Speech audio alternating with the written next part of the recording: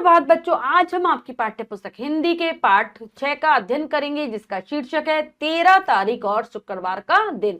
तो चलिए पाठ को पढ़ते हैं और जानते हैं कि किस प्रकार से 13 तारीख और शुक्रवार के दिन के बारे में लेखक बता रहे हैं। पाठ को शुरू करते हैं। पाठ 6, 13 तारीख और शुक्रवार का दिन।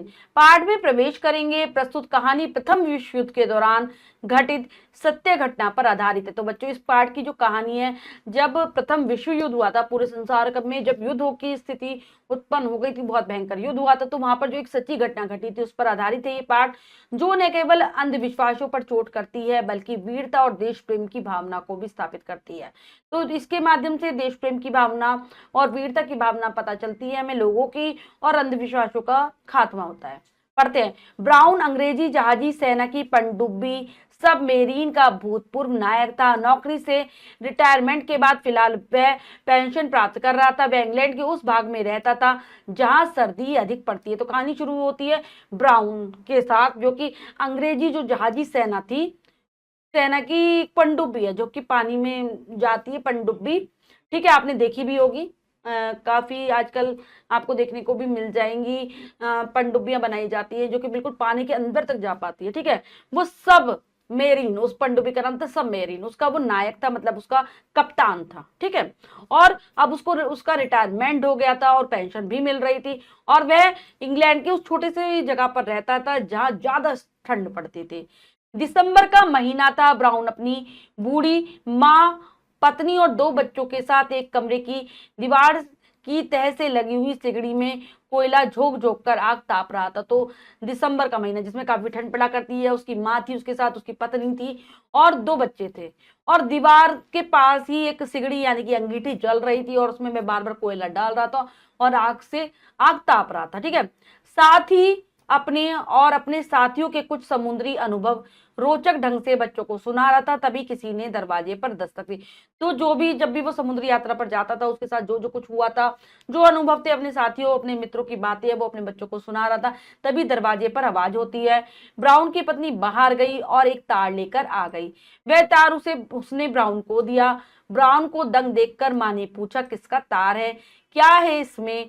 ब्राउन ने तार पढ़कर सुनाया, तुम तुरंत मुझसे मिलने आओ, विंस्टन चर्चिल।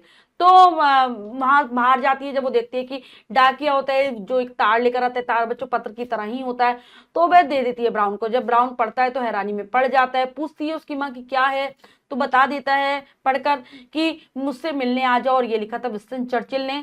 सन 1918 में चर्चिल अंग्रेजी जहाजी बेड़े के मुख्य सलाहकार, फर्स्ट लॉर्ड ऑफ एडमिरल्टी थे।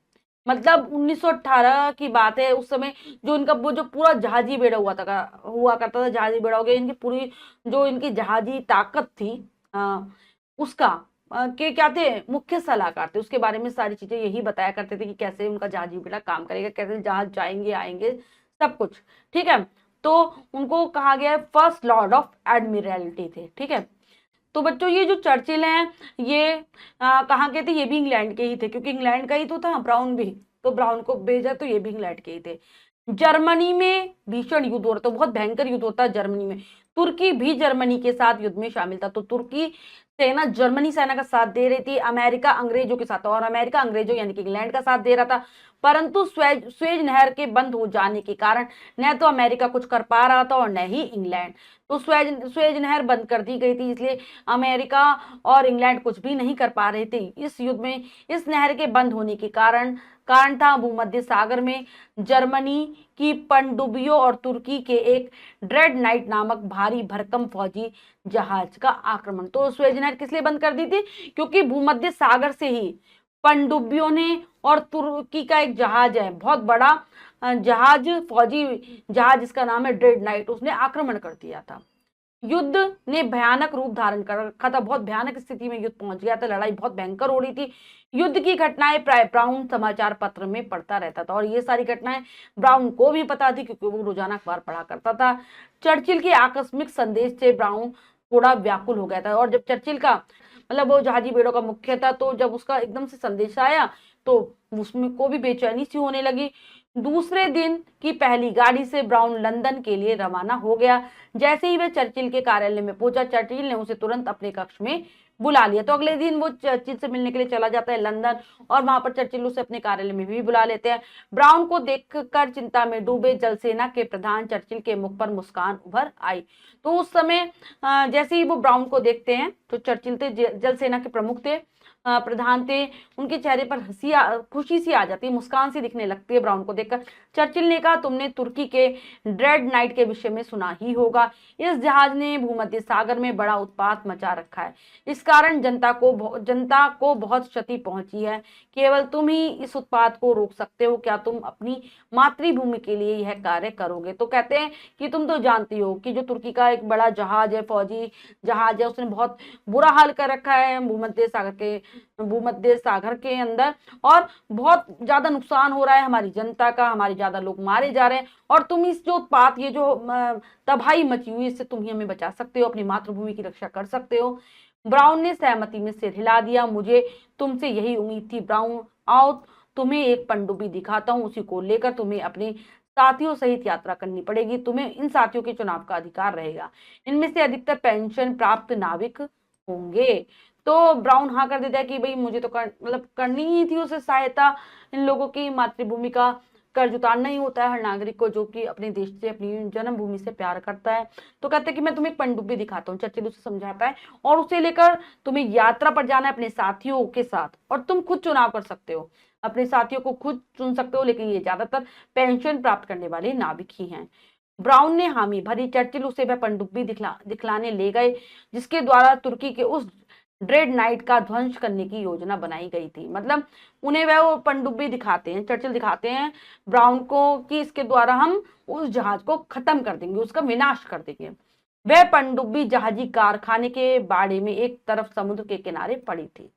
तो वहां पर वो दिखाते हैं जहाजी कारखाने में एक तरफ पड़ी हुई थी, समुद्र के पास ही। यह एक बेकार पनडुब्बी थी जो जहाजी बेड़े से निकाली जा चुकी थी और नीलामी के लिए रखी गई थी। नीलामी के लिए पड़ी हुई नाम मात्र की इस पनडुब्बी को देखकर ब्राउन के चेहरे पर हवाइयां उड़ने लगी। तो वो पनडुब्बी कोई विशेष पनडुब्बी नहीं थी, वो एक बेकार पनडुब्बी थी जिसको बाहर निकाल दिया गया था, नीलामी के लिए रखा गया था, क्योंकि अब वो कुछ काम की नहीं रही थी। तो ऐसी पनडुब्बी को देखकर ब्राउन के चेहरे पर हवाई उड़ने लगती, मतलब उसे डर सा लगने लगता है। हमारे पास केवल यही एक पनडुब्बी है, चर्चिल ने कहा कि बस यही हमारे पास बची हुई है पनडुब्बी, यह तो बिल्कुल खस्ता है। तो कहता कि ये तो बिल्कुल बेकार है। ब्राउन ने निराशा भरे स्वर में कहा, बहुत निराश हो जाता है उसे देखकर। कुछ समय बाद वह धीमे परंतु दृढ़ स्वर में बोला, मैं मातृभूमि की आज्ञा का पालन करूंगा। इस पनडुब्बी से तुर्की के ड्रेड नाट, अगला है सन 1918 में चर्चिल अंग्रेजी जहाजी बेड़े के मुख्य सलाहकार, क्या कहते हैं उनको, फर्स्ट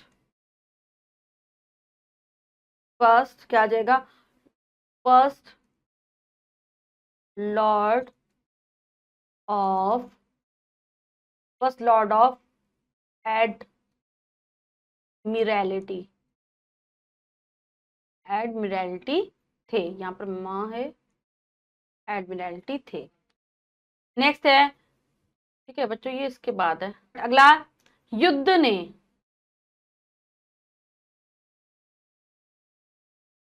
भयानक रूप धारण कर रखा था। मैं, कटकला है, मैं मातृभूमि की आज्ञा का पालन करूंगा। ब्राउन को उसकी बहादुरी के लिए क्या जाएगा, विक्टोरिया